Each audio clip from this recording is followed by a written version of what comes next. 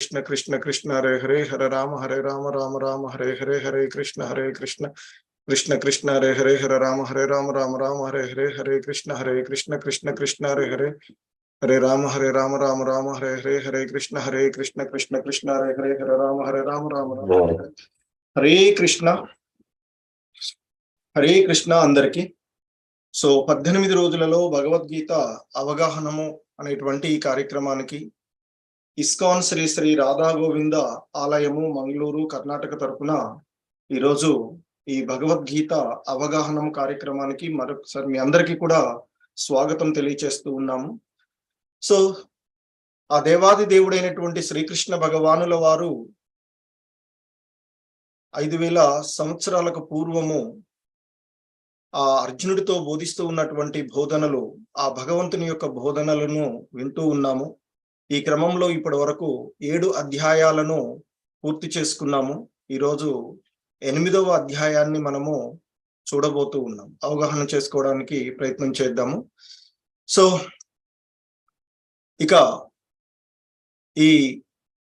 ఈరోజు ఈ అధ్యాయాన్ని ప్రారంభించుకునే ముందుగా ప్రార్థన.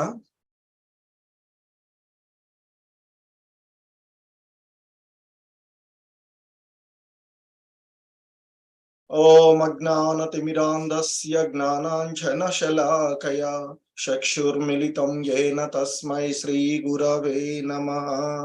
శ్రీచైతన్య మనోభీష్టం స్థాపితం యేన భూతలే స్వయం రూపః కదా మహ్యం దదాతి స్వపదాంతికం. వందేహం శ్రీగురు శ్రీయుతపదకమలం శ్రీగురూన్ వైష్ణవాంశ శ్రీరూపం సాగ్రజాతం సహగణ రఘునాథాన్వితం తం సజీవం సాద్వైతం సావధూతం పరిజన సహితం కృష్ణ చైతన్య దేవం శ్రీ రాధా కృష్ణ పాదాన్ సహగణ లలిత శ్రీ విశాఖాన్వితాంశ. నమో ఓం విష్ణుపాదాయ కృష్ణ ప్రేష్టాయ భూతలే శ్రీమతే భక్తి వేదాంత స్వామి ఇతి నామినే. నమస్తే సారస్వతే దేవే గౌరవాణి ప్రచారిణి నిర్విశేష శూన్యవాది పాశ్చాత్య దేశతారిణి. హే కృష్ణ కరుణా సింధు దీన బంధు జగత్పతే గోపేశ గోపికా కాంత రాధా కాంత నమోస్తుతే. తప్త కాంచన గౌరాంగీ రాధే వృందావనేశ్వరి వృషభానుసుతే దేవి ప్రణమామి హరిప్రియే. వాంఛాకల్పతరుభ్యశ్చ కృపా సింధుభ్య ఏవ చ పతితానాం పావనేభ్యో వైష్ణవేభ్యో నమో నమః. జయ శ్రీ కృష్ణ చైతన్య ప్రభు నిత్యానంద శ్రీ అద్వైత గదాధర శ్రీవాసాది గౌర భక్త బృంద. హరే కృష్ణ కృష్ణ కృష్ణ హరే హరే హరే రామ రామ రామ హరే హరే. హరే కృష్ణ కృష్ణ కృష్ణ హరే హరే హరే రామ రామ రామ హరే హరే. హరే కృష్ణ కృష్ణ కృష్ణ హరే హరే హరే రామ రామ రామ హరే హరే. హరే కృష్ణ. సో నిన్న చూసినటువంటి 7వ అధ్యాయము దివ్య జ్ఞానము అనేటువంటి అంశాన్ని నిన్నటి అధ్యాయంలో మీరు చూసినటువంటి భగవద్ విజ్ఞాన్ ఏదైతే ఉందో ఆ భగవద్ విజ్ఞానము అనేటువంటి 7వ అధ్యాయాన్ని నిన్న చూడడం జరిగింది.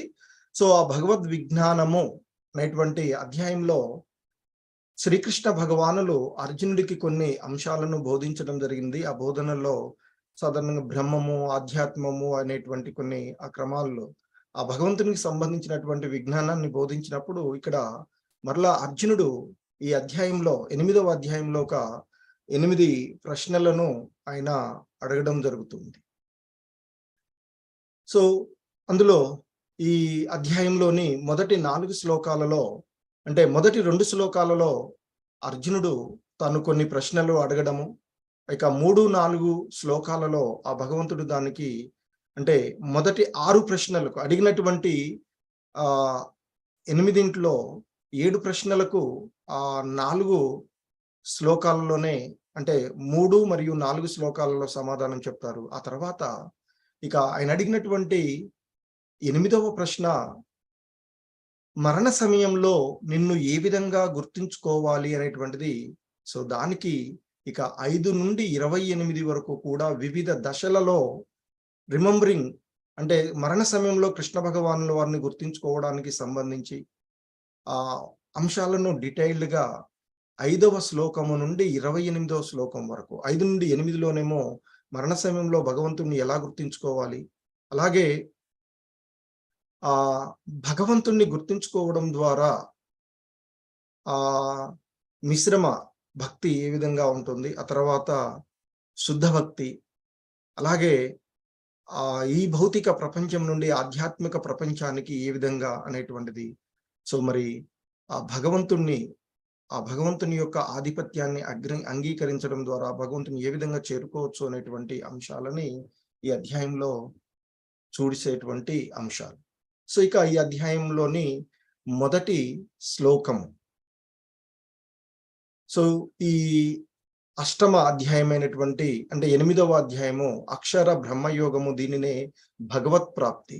సో అంతకుముందు ఉన్నటువంటి అధ్యాయము భగవద్ విజ్ఞానము అనేటువంటి అధ్యాయం 7వ అధ్యాయాన్ని చూడడం జరిగింది. సో ఇక దానికి కొనసాగింపుగా ఈ అధ్యాయము భగవంతుడు ఇక్కడ మొదటగా అర్జునుడు అడుగుతూ ఉన్నాడు. సో ఒక ఉత్తమమైనటువంటి శిష్యుడిగా తన గురువుని తాను ప్రశ్నలు అడిగి వినమ్రతతో ప్రశ్నలు అడుగుతూ తాను తెలుసుకోవలసినటువంటి విషయాలను తెలుసుకుంటూ ఉన్నటువంటి సందర్భం ఇది. ఇక్కడ అర్జున ఉవాచ కిం తద్బ్రహ్మ కిం ఆధ్యాత్మం కిం కర్మ పురుషోత్తమ అధిభూతం చ కిం ప్రోక్తం దైవం కిం ఉచ్యతే. సో ఇక్కడ కిం అంటే వాట్, ఏమిటి, ప్రశ్న అంటే ప్రశ్న ఇక్కడ అడగడం అన్నట్టు ఇక్కడ. సో ఆయన అడుగుతున్నాడు, ఓ ప్రభు, ఓ పురుషోత్తమ. అర్జునుడు కృష్ణ భగవానుల వారిని అడుగుతూ ఉన్నాడు ఈ విధంగా, ఓ ప్రభు, ఓ పురుషోత్తమ, కిం తద్బ్రహ్మ అంటే బ్రహ్మము అనగానేమి, అలాగే కిం అధ్యాత్మం ఆత్మ అనగా ఏమిటి, కిం కర్మ కర్మ అంటే ఏమిటి,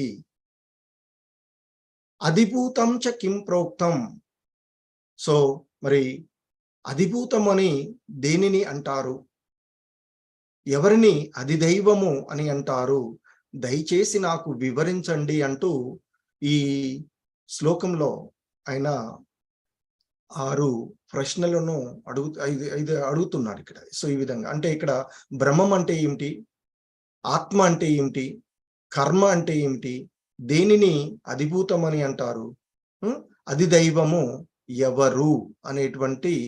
సో ఇక్కడ 5 ప్రశ్నలు అర్జునుడు అడిగినటువంటిది. సో ఇంకా అడుగుతూ ఉన్నాడు ఆయన, అది యజ్ఞం కథం కోత్ర దేహేస్మిన్ మధుసూదన ప్రయాణ కాలే చ కథం జ్ఞేయసి నియతాత్మభిః. సో ఇంకా అడుగుతున్నాడు, యజ్ఞ ప్రభువు ఎవరు, ఇంకా అడుగుతున్నాడు ఆయన. అలాగే ఏ విధంగా అతడు దేహంలో నివసిస్తాడు, మరి భక్తి సేవలో నిమగ్నమైన వాళ్ళు మరణ సమయంలో నిన్ను ఎలా తెలుసుకోగలరు అంటూ ఒక 8 ప్రశ్నలను అర్జునుడు కృష్ణ భగవానుల వారిని అడిగినటువంటివి ఇక్కడ. సో దానికి ఇక ఆ భగవంతుడి యొక్క సమాధానం చూస్తూ ఉన్నట్లయితే ఇక్కడ ఆ భగవంతుడు సమాధానం ఇస్తూ ఉన్నారు అర్జునుడు అడిగినటువంటి ఈ ప్రశ్నలకు. సో ఆయన చెప్తున్నాడు, శ్రీ భగవాను వాచ అక్షరం బ్రహ్మ పరమం స్వభావోధ్యాత్మ కిముచ్యతే భూత భావోద్భవ కరో విసర్గ కర్మ సంజ్ఞిత. సో ఇక ఆ దేవాది దేవుడైనటువంటి కృష్ణ భగవానుడు తన శిష్యుడు భక్తుడు అయినటువంటి అర్జునుడు అడిగినటువంటి ఆ ప్రశ్నలకు ఆయన ఇక్కడ సమాధానం ఇస్తూ ఉన్నారు.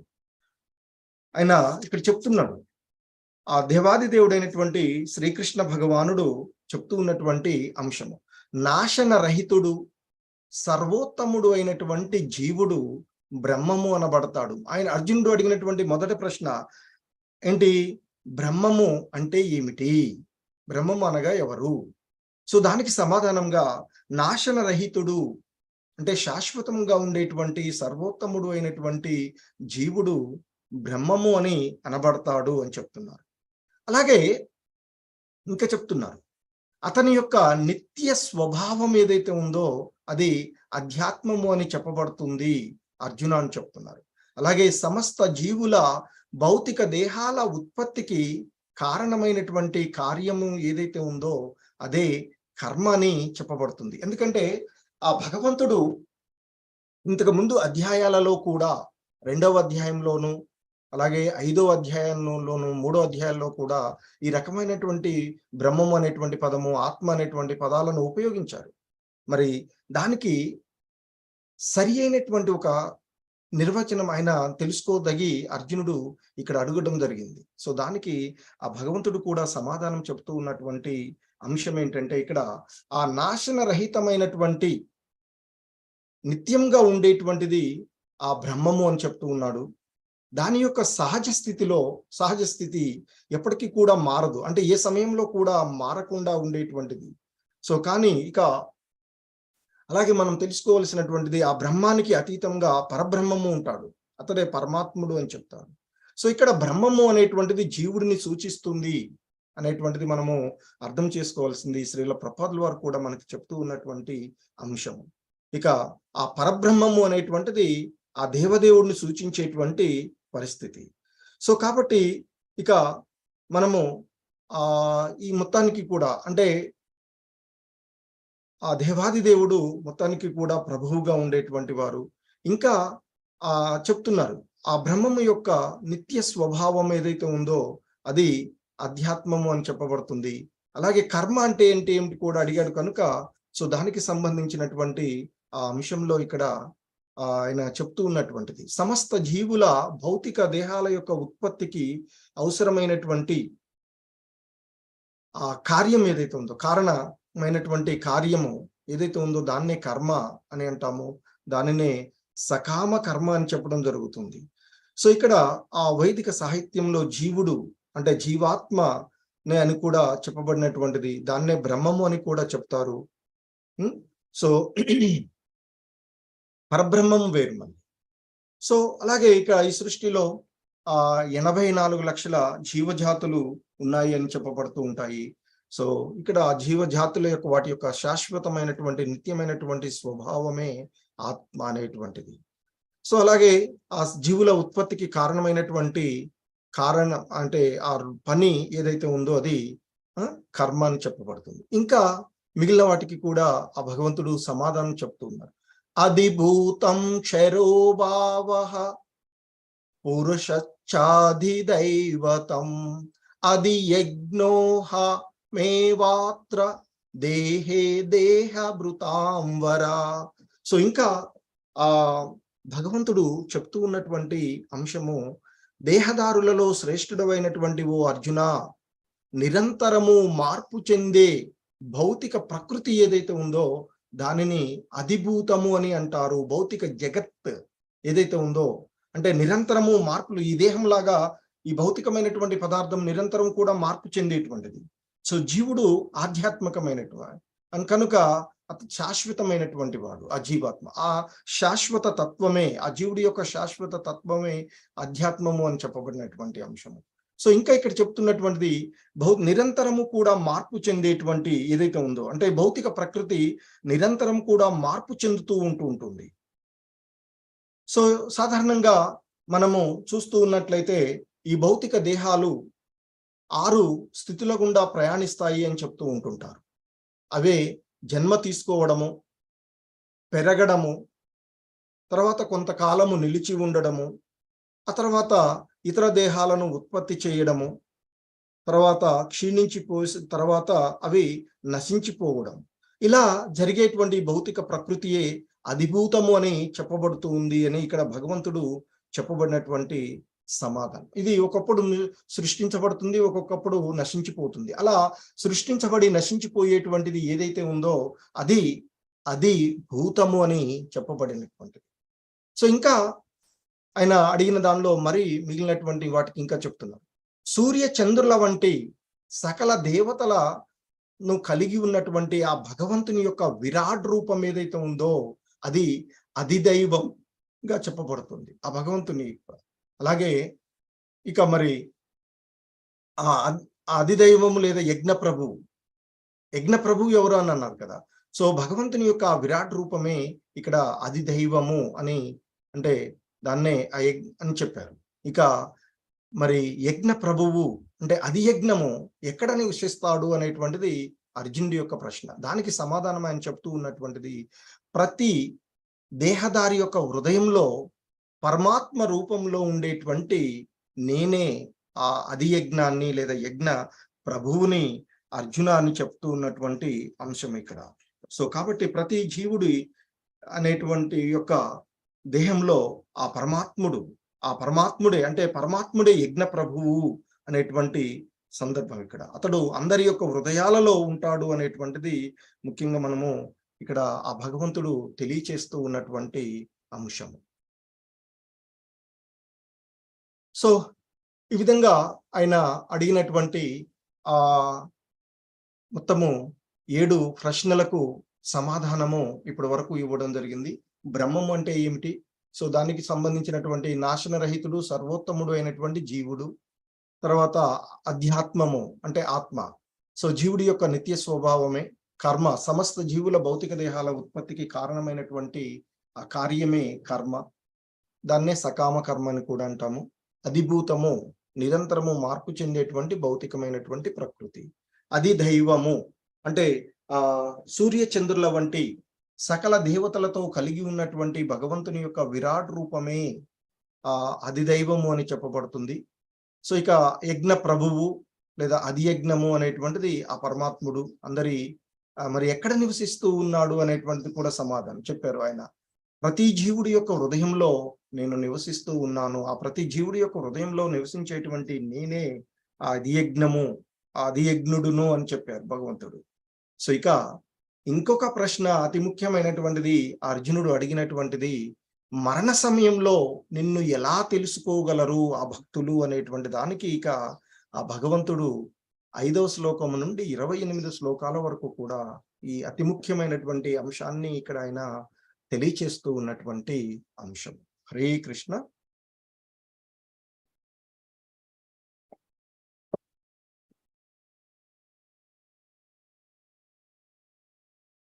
సో ఇంకా ఆ భగవంతుడు తెలియచేస్తూ ఉన్నటువంటి మిగిలిన ప్రశ్నకు సమాధానంగా పూర్తి స్థాయిలో ఆయన వివరణిస్తూ ఉన్నారు. అంతకాలే చ మామేవ స్మరన్ ముక్త్వా కలేవరం య ప్రయాతి సమద్భావం యాతి నాస్త్యత్ర సంశయః. సో ఇక్కడ ఆ భగవంతుడు చెప్తూ ఉన్నటువంటి విషయం, జీవిత చివరి సమయంలో కేవలము నన్నే స్మరిస్తూ శరీరాన్ని విడిచేవాడు ఎవ్వడైనా శీఘ్రమే నా భావాన్ని పొందుతాడు, ఇందులో ఎటువంటి సందేహము లేదు అర్జున అంటూ భగవంతుడు చెప్పబడుతున్నటువంటి అంశం. అంటే ముఖ్యంగా ఈ శ్లోకంలో ఆ భగవంతుడు తెలియచేస్తూ ఉన్నటువంటిది మనకి ఈ శ్లోకంలో కృష్ణ భక్తి భావన యొక్క ప్రాముఖ్యతను ఆయన నొక్కి చెప్తూ ఉన్నటువంటి విషయము కృష్ణ భక్తి భావన గురించి చెప్తూ ఉన్నారు. అంటే కృష్ణ భక్తి భావనలో తన దేహాన్ని విడిచేవాడు ఎవడైనా వెంటనే ఆ భగవానుని యొక్క దివ్య భావాన్ని పొందుతాడు అనేటువంటి విషయాన్ని చెప్తూ ఉన్నటువంటి భగవానుడు పవిత్రులలో పరమ పవిత్రుడు కనుక నిరంతరము కృష్ణ భక్తి భావనలో ఉండేటువంటి ఎవడైనా ఆ పవిత్రులలో ఆ పరమ పవిత్రుడుగానే అవుతాడు. సో కనుకనే అతడు ఆ భగవంతుని యొక్క దివ్యధామాన్ని చెందుతూ ఉంటారు. మరి ఎలా ఆ భగవంతుణ్ణి మనిషి జీవితంలో భగవంతుణ్ణి స్మరణ ఎలా చేసుకోవాలి అంటే మనకి మనకి ఉన్నటువంటి ఏకైక మార్గము ఆ నామ ఆ భగవంతుని యొక్క నామాన్ని నిరంతరము జపించడం. అదే హరే కృష్ణ కృష్ణ కృష్ణ హరి హరి హరే రామ రామ రామ హరే హరే అంటూ ఆ భగవంతుని యొక్క నామాన్ని నిరంతరము స్మరిస్తూ ఉండడమే. ఇంకా భక్తుడు ఎలా ఉండాలి అనేటువంటి దాన్ని కూడా మనకి చెప్తూ ఉంటాడు. అతడు ఓర్పులో ఒక చెట్టులాగా ఉండాలి అని చెప్తూ ఉంటారు. సో ఆ విధంగా ఉంటూ ఆ భగవంతుని యొక్క నామాలను నిరంతరం కూడా కీర్తించాలి. సో ఇక్కడ మనకి కనిపిస్తూ ఉన్నటువంటిది భీష్మ పితామహుల వారు మరణ సమయంలో ఆ భగవంతుని స్మరిస్తూ ఆ భగవంతుని యొక్క నామాలను, విష్ణు సహస్రనామాలు మనకి అందించి వెళ్ళినటువంటి వారు ఆ భీష్ముడు. సో ఇక్కడ మనము మరి ఒకసారి ఒక సందర్భంలో యమరాజు ఒకసారి మహారాజు యుధిష్ఠిరుడిని ఈ ప్రపంచంలో అత్యంత అద్భుతమైనటువంటి విషయం ఏమిటి అని అడుగుతాడట. సో అయితే ఇక్కడ దానికి చెప్పబడినటువంటి సమాధానం, వందల వేల జీవులు ప్రతి క్షణం కూడా మరణాన్ని ఎదుర్కొంటూ ఉంటారు. అయితే మూర్ఖమైనటువంటి జీవి తనకు మరణం లేనిదిగా భావించి తన కోసం సిద్ధపడడు. ఇది ఈ ప్రపంచంలో అత్యంత అద్భుతమైనటువంటి విషయం. ఎందుకంటే చూస్తూ ఉంటాం మన చుట్టూ ఎంతో మంది వెళ్ళిపోతుంటారు. అయ్యో వాడు పోయాడు అని జాలి పడుతున్నాం తప్ప మనం కూడా పోవాలి, మనం ఎప్పుడు శాశ్వతంగా ఉండేవాళ్ళము అనేటువంటి ఒక భావనలో ఉండిపోతామని చెప్తారు. సో సో కనుక ఆ విధంగా మాయలో పడి మనమేదో శాశ్వతంగా ఉండేవాళ్ళం అనేటువంటి భావనలో ఉంటాం. మరి ఇంకా మనకి ఆ భగవంతుడు చెప్తున్నాడు మరణ సమయంలో ఉండేటువంటి భావన గురించి కూడా చెప్తూ ఉన్నటువంటి శ్లోకంలో ముఖ్యంగా ఆ మరణ సమయంలో ఏ విధమైనటువంటి భావనతో ఉంటే ఆ భావాన్ని పొందుతాము అనేటువంటి పద్ధతి ఈ శ్లోకంలో భగవంతుడు మనకి తెలియచేస్తూ ఉన్నటువంటి అంశం. యం యం వాపి స్మరన్ భావం త్యజత్యంతే కలేవరం తం తమేవైతి కౌంతేయ సదా తద్భావ భావితః. సో ఆ భగవంతుడు చెప్తూ ఉన్నాడు, ఓ కౌంతేయ, ఓ కుంతి కుమారుడా, మనిషి మరణ సమయంలో ఏ భావాలను స్మరిస్తూ శరీరాన్ని వదులుతాడో ఆ భావాలకు తగిన స్థితిని అతడు పొందుతాడు. సో అంటే ఇక్కడ క్లిష్టమైన మరణ సమయం చాలా క్లిష్టమైనటువంటి సమయంగా చెప్తూ ఉంటుంది. ఆ మరణ సమయంలో మనిషి తన యొక్క భావాన్ని మార్చుకునేటువంటి పద్ధతి కూడా ఈ శ్లోకంలో భగవంతుడు తెలియచేసినటువంటి. జీవితం చివరిలో ఆ కృష్ణ భగవాన్ని తలుసుకుంటూ స్మరిస్తూ ఎవడైతే దేహాన్ని విడిచిపెడతాడో అతడు ఖచ్చితంగా ఆ దేవదేవుని యొక్క దివ్య భావాన్ని పొందుతాడు. కానీ ఆ భగవంతునికి అన్యమైనటువంటి దానిని ఏదో ఒక దాన్ని స్మరిస్తూ ఉంటే కూడా అదే స్థితి పొందుతాడు అనేటువంటిది సరి అయినది కాదు అనేటువంటి విషయాన్ని ఇక్కడ మనకి చూస్తాం. అలాగే మరి ఆ మరణ సమయంలో ఏ భావాలతో ఉంటే ఆ భావాలకు అనుకూలమైనటువంటి విషయాలనే పొందుతామనేటువంటి దానికి ఎన్నో ఉదాహరణలుగా గత జన్మలకు సంబంధించినటువంటి విషయాలను గుర్తుపెట్టుకున్నటువంటి విషయాలను మనం ఎన్నో చూస్తూ ఉంటాం. సో ఇక్కడ అంటే ఇప్పుడు ప్రామాణికంగా అంతకుముందు ఉన్నటువంటి దాంట్లో మనకి ఒక పురాణాల్లో చెప్పబడుతూ ఉన్నటువంటి ఒక సరైనటువంటి ఉదాహరణ చూసుకున్నట్లయితే భరత మహారాజు గురించి మనకి ఇక్కడ తెలుసుకోవలసినటువంటి అంశం. ఆ భరత మహారాజు మహానుభావుడే. ఎందుకంటే ఎంతో గొప్పవాడు భరత మహారాజు. ఆ మహారాజు అనేక వేల సంవత్సరాలు ఈ భూమండలాన్ని పరిపాలించి ఇక తాను ఆ వానప్రస్థ తర్వాత సన్యాసాశ్రమాన్ని స్వీకరించడానికి గృహస్థ ధర్మాన్ని వదిలి వెళ్ళిపోతాడు. తన రాజ్యాన్ని తన కుమారులకు అప్పజెప్పేసి అక్కడికి వెళ్ళి ఒక ఆశ్రమాన్ని ఏర్పరచుకుని అక్కడ తాను ఇక భగవంతుని యొక్క ధ్యాసలో ఉంటుంటాడు. అయితే ఒక సమయంలో తాను ఆ నది ఒడ్డును కూర్చుని ఉన్నటువంటి సందర్భంలో ఒక జింక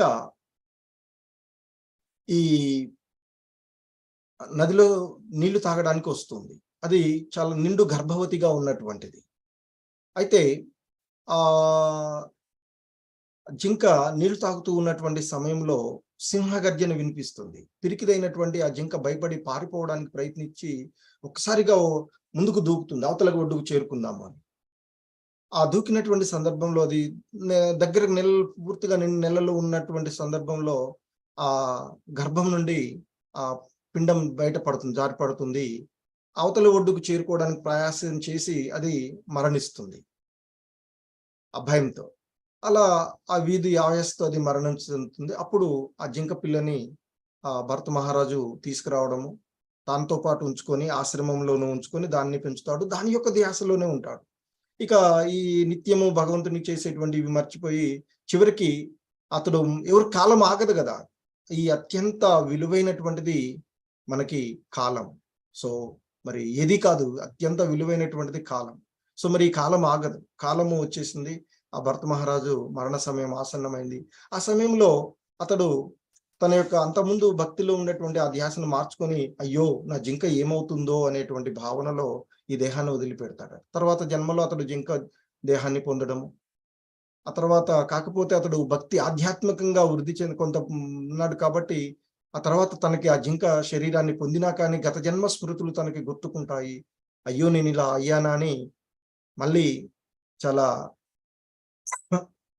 ఉన్నతంగా భావించి ఆ జింక శరీరాన్ని వదిలిన తర్వాత మళ్ళీ ఒక బ్రాహ్మణ దేహాన్ని పొందడము, తద్వారా ఆ తర్వాత జడభరతుడిగా మళ్ళీ పొంది ముక్తి పొందినటువంటి సందర్భాలు మనకు చెప్తూ ఉంటారు. సో ఈ విధంగా ఆ భగవంతుణ్ణి తప్ప ఇతరది చేసేవాళ్ళు కూడా అంటే అన్ని మార్గాల్లో అక్కడ భగవంతుని చేరుతాయి అనేటువంటిది సరి అయినది కాదు అనేటువంటిది మనం ఇక్కడ తెలుసుకోవలసినటువంటి అంశం. హరే కృష్ణ. సో ఇంకా చెప్తూ ఉన్నారు ఆయన. సో కాబట్టి ఇంకా ఆయన తన యొక్క విద్యుక్త ధర్మాన్ని మరలా తెలియచేస్తున్నారు. కావున ఓ అర్జున, అందువల్ల నిరంతరము నన్నే స్మరిస్తూ అదే సమయంలో నీ కర్తవ్యమైనటువంటి యుద్ధం చెయ్యి, నీ కర్మలను నాకు సమర్పించి మనసు బుద్ధిని నా యందు నిలిపి నీవు సందేహం లేకుండా నన్ను పొందుతావు అంటూ ఆ భగవంతుడు తెలియచేసినటువంటి అంశం. సో ఇక్కడ ఈ భౌతిక కార్యాలను కంటే ముందుగా ఆధ్యాత్మికం, అందుకే ముందుగా నన్నే స్మరిస్తూ అని చెప్పారు. యుద్ధం చేసి నన్ను స్మరించట్లే, నన్నే స్మరిస్తూ యుద్ధం చేయమంటున్నారు. సో కాబట్టి ఆ భగవంతుని యొక్క ధ్యాసలోనే యుద్ధం చేయమని అతని యొక్క కర్తవ్యాన్ని మరలా గుర్తు చేస్తూ ఉన్నటువంటి సందర్భం. సో ఇంకా ఆ భగవంతుడు చెప్తూ ఉన్నటువంటి అభ్యాస యోగ యుక్తేన సేతసా నాన్యగామిన పరమం పురుషం దివ్యం యాతి పార్థాను చింతయన్. సో ఇంకా చెప్తున్నారు, ఓ పార్థ, మనసును ఎల్లప్పుడూ నా నామస్మరణలోనే నిలిపి మార్గం నుండి తప్పుకోక నన్ను దేవదేవుడుగా ధ్యానించేవాడు ఖచ్చితంగా నన్ను చేరుకుంటాడు అంటూ ఆ భగవంతుడు ఇక్కడ తెలియచేసేటువంటి, అంటే తనను స్మరించుకోవడంలో ఉండేటువంటి ప్రాముఖ్యతను ఆ భగవంతుడు ఈ శ్లోకంలో మనకి తెలియచేస్తూ ఉన్నారు. కనుక ఆ హరే కృష్ణ మంత్రాన్ని జపించడం ద్వారా కృష్ణ స్మరణం జరుగుతూ ఉంటుంది. కనుక అందరూ కూడా ఆ నామస్మరణ చేయవలసిందిగా మనకి సో చెప్తూ ఉన్నాం. సో ఇక్కడ మరి ఆ నామస్మరణ యొక్క ప్రాముఖ్యతను గురించి మరొక స్టోరీ మనం చూసినట్లయితే ఇక్కడ అజామిలుడు స్టోరీ చెప్తారు. ఆయన ఎంతో ఒక ఉన్నతమైనటువంటి బ్రాహ్మణ కుటుంబంలో పుట్టినటువంటి వాడు. ఆ తర్వాత అతడు చాలా భక్తితో భగవంతుని యొక్క సేవలు చేస్తూ ఉండేవాడు. ఒక సందర్భంలో భగవంతుని సేవార్థమై అడవికి వెళ్ళి పూలు తీసుకురావడానికి వెళ్తాడు. ఆ సందర్భంలో అక్కడ ఒక వేశ్య ఒక పురుషుడితో కలిసి ఉండేటువంటి విషయాన్ని చూసి తన మనసులో అదే విషయాన్ని చేస్తాడు. రావడం వల్ల ఆ వేశ్యతో తాను సంగమించాలి అనేటువంటి ఒక కుతూహలం ఏర్పడి తన యొక్క ధర్మాన్ని మర్చిపోతాడు. ఎంతో ఘోరమైనటువంటి ఆ వేశ్యతోనే ఉంటాడు.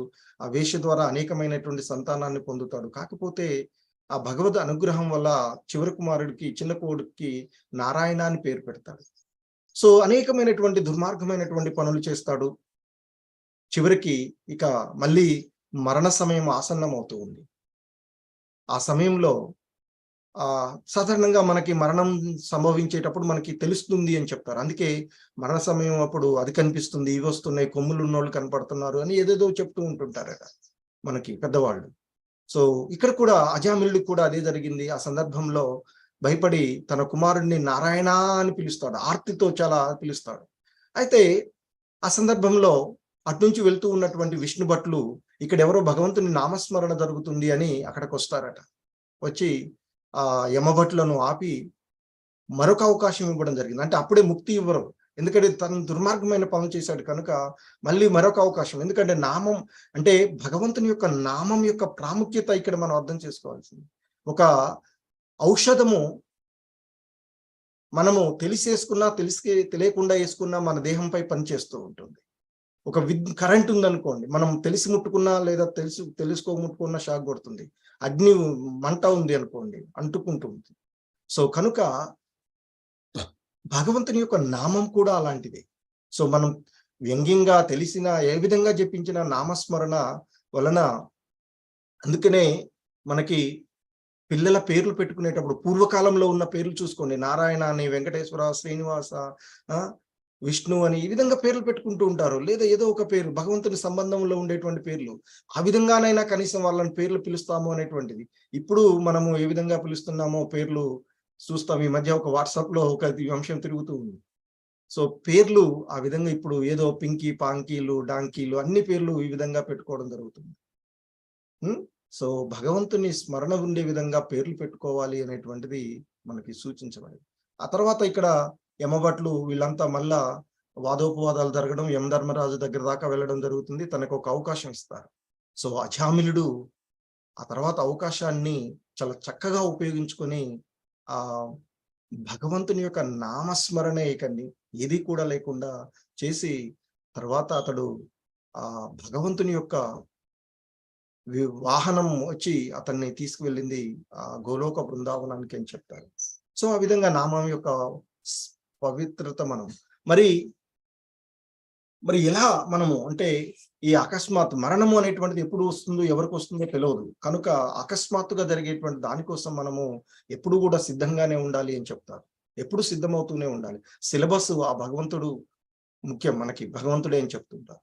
సో కాబట్టి మరి ఎలా సిద్ధం కావాలి, ప్రిపేర్ అవ్వాలి ఆ మరణ సమయానికి అంటే ఇక్కడ ఆ భగవంతుని యొక్క నామాలను జపించడము, భగవద్గీత చదవడము, భక్తుల యొక్క సాంగత్యంలో ఉండడము, భక్తుల యొక్క సేవ. మరి ఈ పరీక్ష ఎప్పుడు వస్తుందంటే ఏ సమయంలోనైనా రావచ్చు.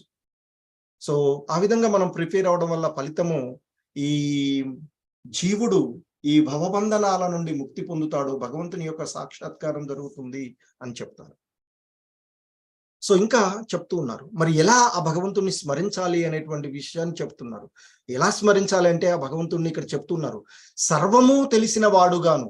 మరి ఆ భగవంతుని స్మరణ ఏ విధంగా ఉండాలి అనేటువంటి విషయాన్ని మనకి ఇక్కడ తెలియజేస్తుంది. ఏంటంటే ఆ భగవంతుడే అన్నీ తెలిసినటువంటి వాడు, ఆయనే అతి ప్రాచీనుడు, అన్నిటినీ నియంత్రించగలిగేటువంటి వాడు ఆ భగవంతుడే అనేటువంటిది గాను.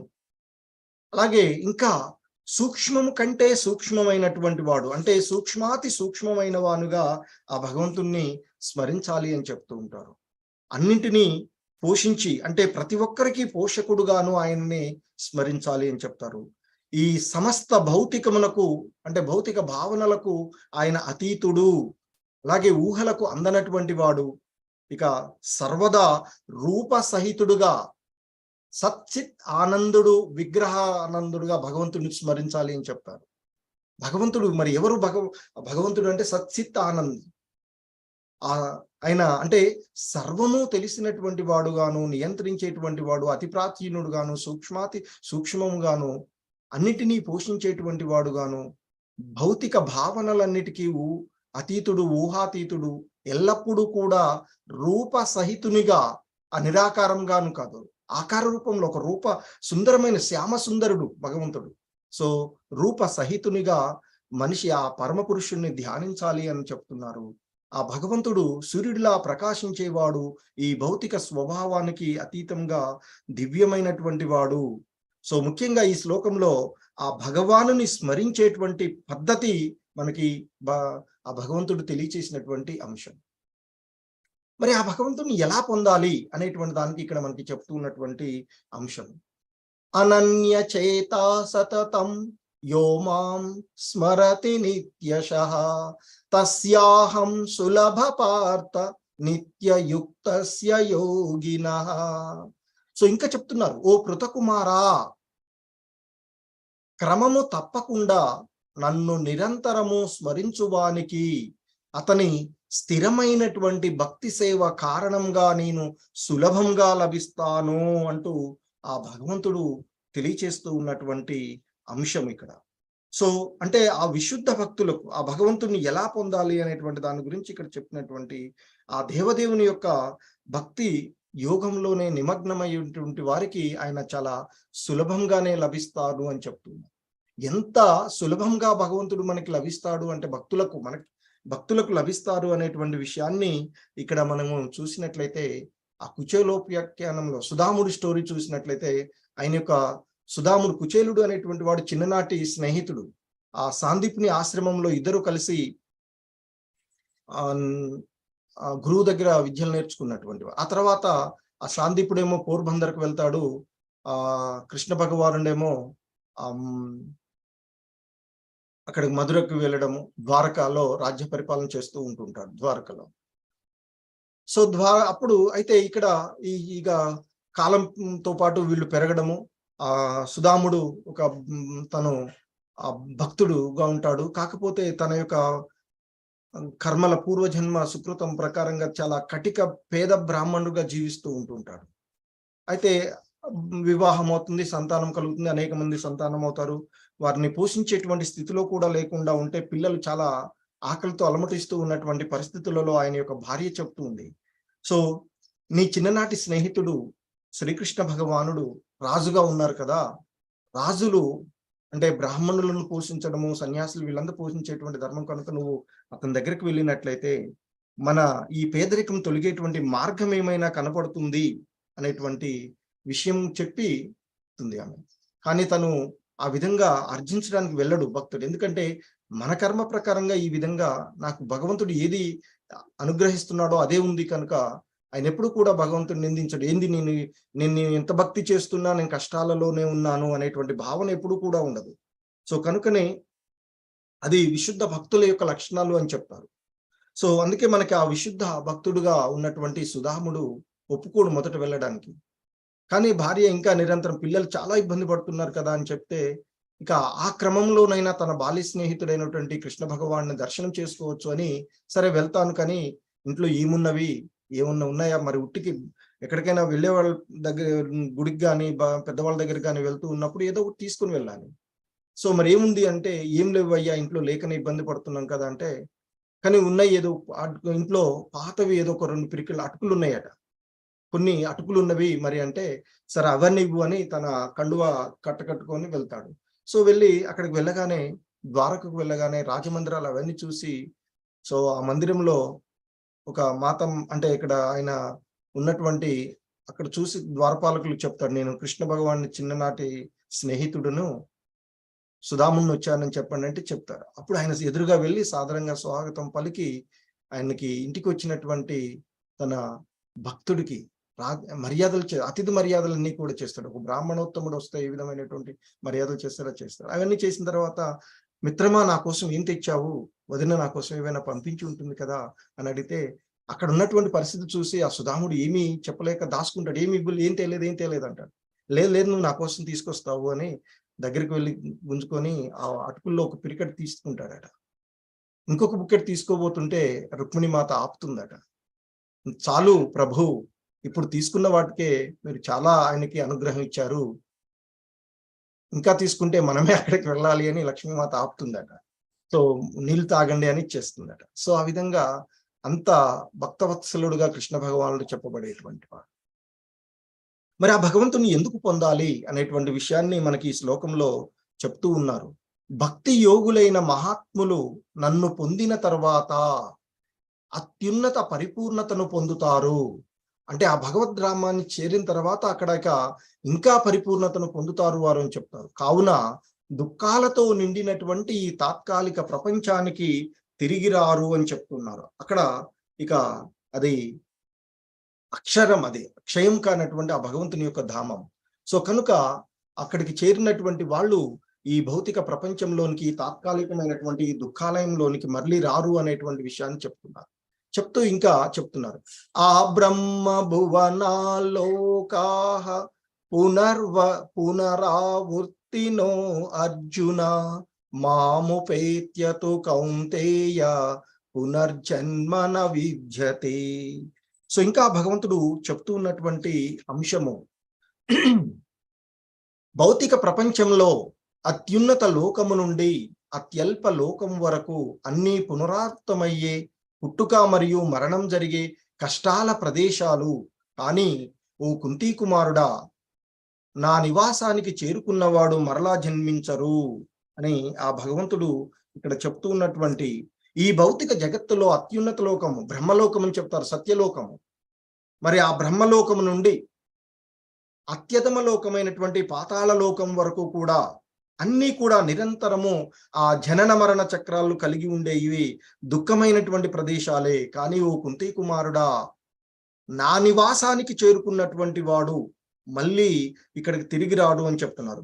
అంటే కర్మ జ్ఞాన హఠాది నానా రకాలైనటువంటి యోగులు ఆ కృష్ణుని దివ్యలోకంలోకి వెళ్ళి తిరిగి రాకుండా ఉండడానికి ముందు భక్తి యోగంలో, అంటే కృష్ణ భక్తి భావనలో చివరకు భక్తి పూర్ణత్వాన్ని పొందవలసి ఉంటుంది అనేటువంటి విషయాన్ని ఇక్కడ మనకు తెలియచేస్తూ ఉన్నటువంటి అంశము.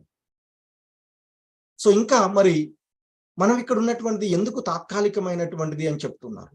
సో దానికి ఆయన చెప్తున్నారు, ఓ పార్థ, ఈ జీవులన్నీ బ్రహ్మకు పగలు కాగానే మళ్ళీ మళ్ళీ జన్మిస్తూ ఉంటారు. రాత్రి రావడంతో ఈ ప్రకృతిలో లీనమైపోతారు. కల్ప ఆరంభము కల్పాంతము అని చెప్తారు. బ్రహ్మ యొక్క పగటి సమయము కల్పారంభము అవుతుంది, అలాగే కల్పాంతము రాత్రి సమయం, ఆయన నిద్రిస్తూ ఉన్నటువంటి సమయంలో ఈ సృష్టి అంతా కూడా భగవంతునిలో లీనమవుతూ ఉంటుంది అని చెప్తూ ఉన్నారు.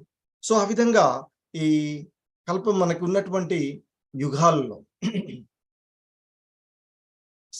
కలియుగము, ద్వాపర యుగము, త్రేతాయుగము అనేటువంటి ఇవన్నీ కూడా ఉన్నటువంటి ఈ కలియుగము 4,32,000 సంవత్సరాలుగా లెక్కగట్టబడింది. దానికి 2 రెట్లు ద్వాపర యుగము, త్రేతాయుగము 3 రెట్లు, సత్యయుగము 4 రెట్లు, ఇవన్నీ కలిపితే ఒక మహాయుగం అవుతుంది. సో మహాయుగం అంటే 43,20,000 సంవత్సరాలు ఒక మహాయుగం.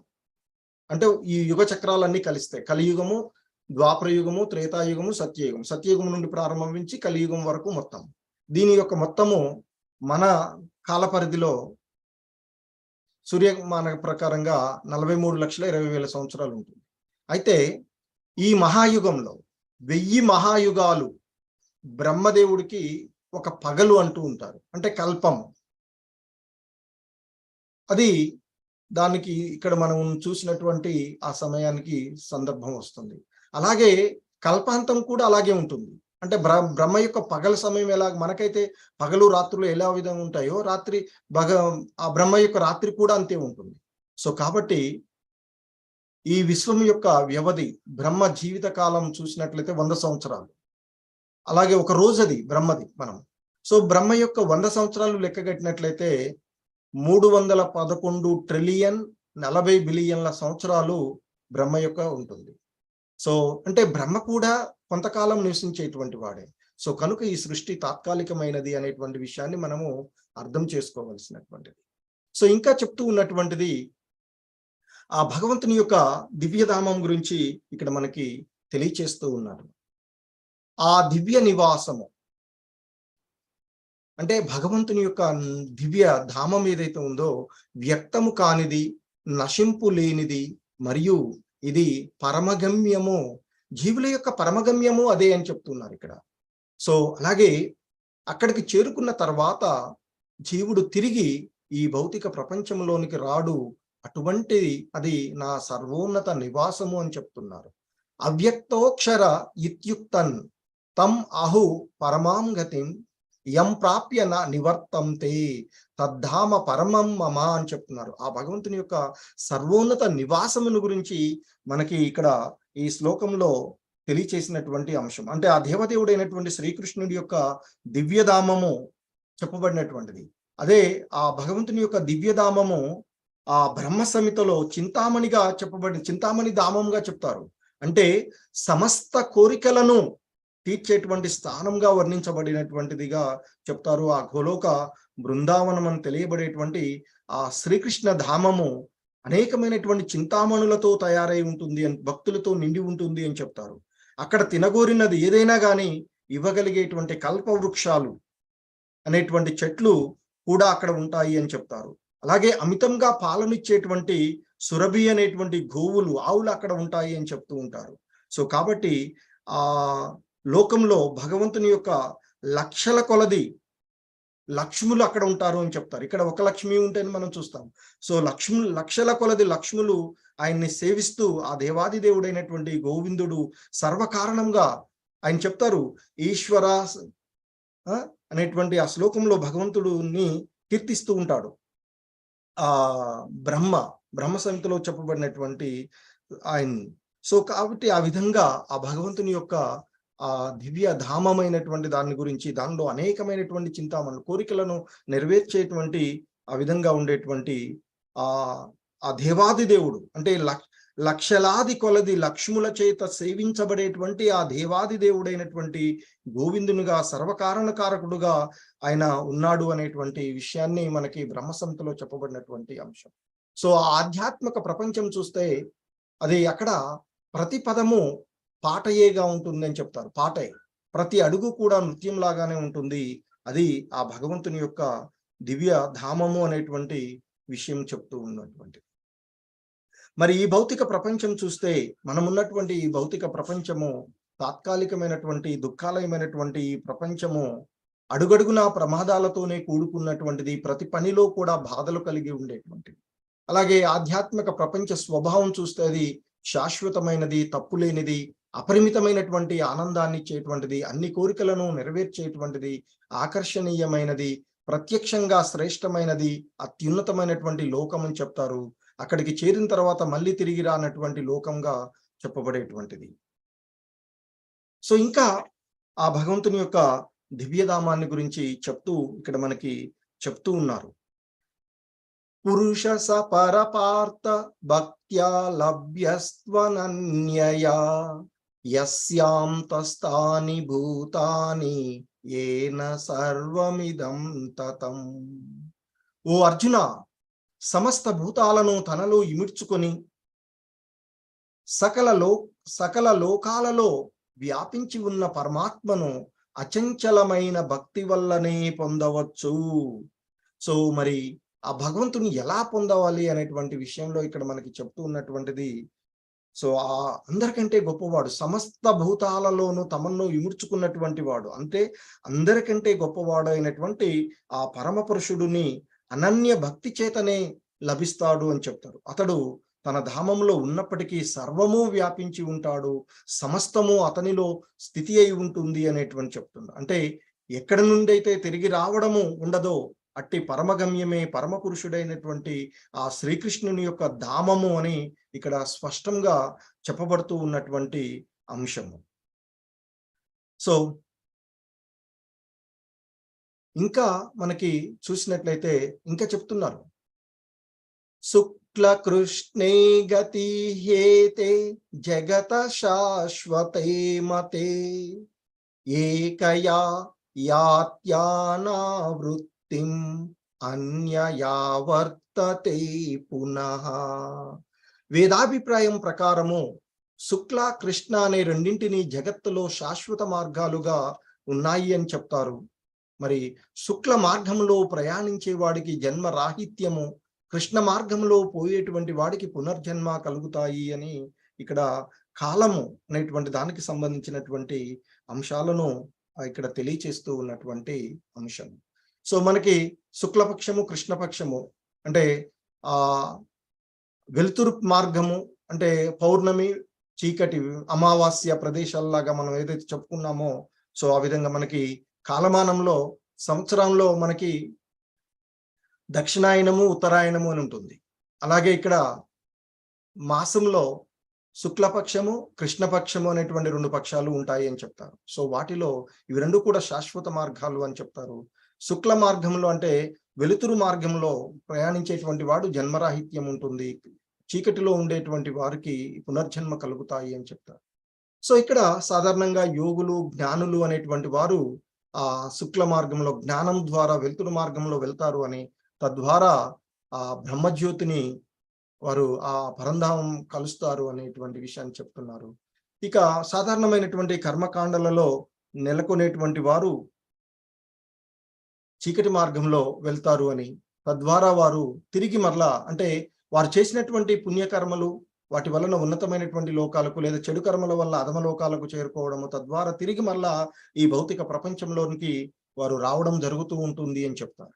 సో ఈ విధంగా సాధారణమైనటువంటి కర్మకాండలను ఆచరించేటువంటి వారు కర్మకాండీస్ అని చెప్తాం. వీరు ఎవరైతే ఉన్నారో ఈ కర్మీస్, వీళ్ళు ఈ చీకటి మార్గంలో వెళ్తారు అని, తద్వారా వారు వారు చేసినటువంటి ఆ కర్మలకు మంచి కర్మలైతే ఉన్నతమైనటువంటి ఫలితాలు, చెడు కర్మలైతే అధమమైనటువంటి ఫలితాలను పొంది తిరిగి మరలా ఈ భూలోకానికి రావడమే జరుగుతుంది అని చెప్తారు. కానీ భక్తులు అనేటువంటి వారు ఎవరైతే ఉన్నారో ఆ భగవంతుని యొక్క భక్తులు ఈ ఈ కాలాలతో సంబంధం లేదు, భగవత్ సంబంధంలో నిరంతరము నిమగ్నమై ఉన్నట్లయితే ఇక ఏ టైంలోనైనా ఏ కాలమైనా పర్లేదు. అంటే ఇక్కడ శుక్లపక్షము కృష్ణపక్షము అనేటువంటి దానికి సంబంధం లేకుండా వారు మరణ సమయములో అంటే భక్తులు ఈ విషయాల గురించి ఎప్పుడు కూడా వారు ఆందోళన చెందరు అని, తద్వారా వారు ఆ భగవంతుని యొక్క దివ్యధామాన్ని చేరుకుంటారు అని చెప్తూ ఉన్నారు. సో ఆ విధంగా భక్తి యొక్క ప్రాముఖ్యతను, ఆ భగవంతుణ్ణి చేరుకునేటువంటి విధానము, మరణ సమయంలో ఆ భగవంతుణ్ణి గుర్తుపెట్టుకోవడం వల్ల కలిగేటువంటి ప్రయోజనాలన్నింటినీ కూడా మనకి ఆ భగవంతుడు ఈ విధంగా ఆయన తెలియచేసినటువంటి అంశము. సో ఇంకా చెప్తూ ఉన్నారు ఇక్కడ మనకి, నైతే శృతి పార్థ ధ్యానం యోగి ముహ్యతి కచ్చన తస్మాత్ సర్వేషు కాలేషు యోగయుక్తో భవ అర్జున. ఓ అర్జున, ఈ రెండు మార్గాలు తెలిసినా భక్తులు ఎప్పుడు కూడా కలువరపడరు. ఎందుకంటే అందువల్ల నీవు ఎల్లప్పుడూ భక్తి యందు స్థిరపడు అంటే ఇక్కడ ఆయన చెప్తున్నారు, ఓ అర్జున, భక్తులు ఈ రెండు మార్గాలను తెలుసుకుని ఉన్నప్పటికీ కూడా, ఎరిగి ఉన్నప్పటికీ కూడా ఏనాడు వారు మోహితులు కారు. అందుకే సర్వదా భక్తిలో స్థిరుడవు కావలసిందిగా నీకు తెలియజేస్తూ ఉన్నాను అర్జున అని చెప్తున్నారు. అంటే భౌతిక జగత్తును విడిచేటప్పుడు ఆత్మ చేపట్టేటువంటి వివిధ మార్గాల చేత కలత చెందవద్దు అనేటువంటి విషయాన్ని శ్రీకృష్ణ భగవానుడు ఇక్కడ సలహా ఇస్తూ ఉన్నటువంటిది. సో క్రమంగా అంటే ఇక్కడ వారు మరణించేవాడు అకస్మాత్తుగా మరణించిన, క్రమంగా మరణించిన ఆ భగవద్భక్తులు దిగులు చెందరు అనేటువంటి విషయాన్ని ఇక్కడ కృష్ణ భగవానుడు చెప్తూ ఉన్నారు. దిగులు చెందవలసినటువంటి అవసరం కూడా లేదు అనేటువంటి విషయాన్ని కృష్ణ భగవానులు చెప్తూ ఉన్నారు. సో అందుకే కృష్ణ భావనలో ఆ భగవంతుని యొక్క నామస్మరణ చేస్తూ ఉండాలి, ఆ హరే కృష్ణ మంత్రాన్ని జపించాలి అనేటువంటి విషయాన్ని మనకి ఇక్కడ చెప్తూ ఉన్నటువంటిది. సో ఇక ఆయన మనకి తెలియచేస్తూ ఉన్నటువంటి అంశము ఈ అధ్యాయం యొక్క చివరి శ్లోకంలో ఆ భగవంతుడు ఈ విధంగా తెలియచేస్తుంది, వేదేషు యజ్ఞేషు తపసు చైవ దానేషు యత్ పుణ్యఫలం ప్రదిష్టం అత్యేతి తత్సర్వమిదం విదిత్వా యోగి పరం స్థానముపైతి చాధ్యం. సో ఆ భగవంతుడు ఇక్కడ తెలియచేస్తూ ఉన్నటువంటి అంశము ఏమిటంటే, ఆ భక్తియుత సేవా మార్గాన్ని అంగీకరించేటువంటి వ్యక్తి అంటే భక్తియుత మార్గాన్ని అనుసరిస్తూ ఉన్నటువంటి నిరంతరము కృష్ణ భక్తి భావనలో ఉన్నటువంటి మనిషి ఉన్నటువంటి వాడు వేదాధ్యయనము ద్వారా, వేద అధ్యయనము చెయ్యడము ద్వారా, యజ్ఞ నిర్వహణ తపస్సుల ద్వారా, దాతృత్వము ఇవ్వడము లేదా తాత్విక మరియు కామ్య కర్మలను అనుసరించడము వలన కలిగేటువంటి పుణ్య ఫలాలను అధిగమించగలడు అని చెప్తున్నాడు. వేదేషు యజ్ఞేషు తపస్సు చైవ దానేషు యత్పుణ్య ఫలం ప్రదిష్టం అని చెప్తున్నారు ఇక్కడ. సో కాబట్టి భక్తియుత సేవా మార్గాన్ని అనుసరించేటువంటి ఆ భగవంతుని యొక్క భక్తులు వేద అధ్యయనం చేయడం వలన కలిగేటువంటి ఫలితాలు, యజ్ఞాలను నిర్వహించడము ద్వారా, తపస్సు చేయడము ద్వారా, దానము ఇవ్వడము ద్వారా, తాత్విక కర్మలు, కామ్య కర్మలను చేయడం ద్వారా కలిగేటువంటి ఫలితాలను పొందుతాడు అని చెప్తున్నారు. వాటన్నిటినీ కూడా అధిగమించి వాటిని పొందడమే కాదు, వాటికంటే ఎక్కువ వీటన్నింటినీ పొందగలడు. చివరికి అతడు వీటికంటే ఎక్కువగా ఉండేటువంటి ఆ భక్తియుతమైనటువంటి సేవ ద్వారా ఆ భగవంతుని యొక్క పరంధామాన్ని చేరుకుంటాడు అనేటువంటి విషయాన్ని కూడా చెప్తూ ఉన్నటువంటి అంశము మనకి ఇక్కడ. అంటే ఇక్కడ ముఖ్యంగా ఈ శ్లోకం మనకి ఆ కృష్ణ భక్తి భావన, భక్తి యోగమును ప్రత్యేకంగా చర్చించినటువంటి అంశము. 7వ అధ్యాయం ఏదైతే ఉందో ఆ అధ్యాయం యొక్క, అంటే ఆ భగవద్విజ్ఞానము అనేటువంటి 7వ అధ్యాయం ఏదైతే ఉందో దాని యొక్క సారాంశంగా మనకి ఈ శ్లోకము చెప్పబడుతూ ఉన్నటువంటిదిగా చెప్తున్నారు శ్రీల ప్రభుపాదుల వారి యొక్క భాష్యంలో మనకి. ఎందుకంటే మనిషి ఆ గురువు యొక్క నిర్దేశంలో వేదాధ్యయనం చేస్తూ ఆయన రక్షణలో ఉంటూ ఎన్నెన్నో రకాలుగా తపస్సులు చేయవలసి ఉంటుంది. అలాగే బ్రహ్మచారులు ఇతర ఇవన్నీ కూడా చేస్తూ ఉంటుంటారు. సో అవన్నీ చేస్తూ దాన ధర్మాలు ఇవ్వడము, తాత్వికమైనటువంటి కామ్యకర్మలను అనుసరించడం, వాటన్నిటినీ వల్ల పొందేటువంటి ఫలితాలన్నింటినీ, వాటిని అధిగమించినటువంటి ఫలితాలను కూడా ఆ భగవంతుడు ఇస్తాడు. ఆ భగవంతుని యొక్క భక్తియుత సేవలు, అంటే ఇక్కడ భగవద్గీత మీద కొద్దిగానైనా శ్రద్ధ ఉన్నవాడు భగవద్గీతను భక్తుని నుండే నేర్చుకోవాలని చెప్తారు. సో ఎందుకంటే భగవద్గీత భక్తులకు మాత్రమే అర్థం అవుతుంది అని చెప్తారు. సో దాని ఉద్దేశము ఇంకెవరికి చక్కగా అర్థం కాదు అని చెప్తారు. అందుకే ఈ 18వ అధ్యాయంలో మనకు చెప్తారు భగవంతుడు. సో అప్పుడు చూద్దాం అక్కడ. సో కాబట్టి ఇక ఇదే ఆ విధంగా శ్రద్ధను కలిగి ఉండడము, శ్రద్ధ ద్వారానే ఇంతకుముందు కూడా మనకి చెప్పిన శ్రద్ధ విశ్వాసాలు ఉన్నటువంటి వారికి ఈ జ్ఞానం అర్థమవుతుంది. ఆయన యొక్క దివ్య జ్ఞానాన్ని తెలిపేటువంటి 4వ అధ్యాయంలో కూడా చెప్తారు. సో భక్తితో ఉండేటువంటి మిత్రుడు, నీవు నా భక్తుడవు, మిత్రుడు కనుక నీకు ఈ దివ్య జ్ఞానాన్ని నేను తెలియచేస్తూ ఉన్నాను అర్జున అని చెప్తూ ఉంటుంటారు. సో ఆ విధంగా భక్తులకు ఆ భగవంతుడు అన్నిటినీ కూడా సమకూరుస్తారు అనేటువంటి విషయాన్ని మనము ఇక్కడ తెలుసుకోవలసినటువంటి అంశము. హరే కృష్ణ.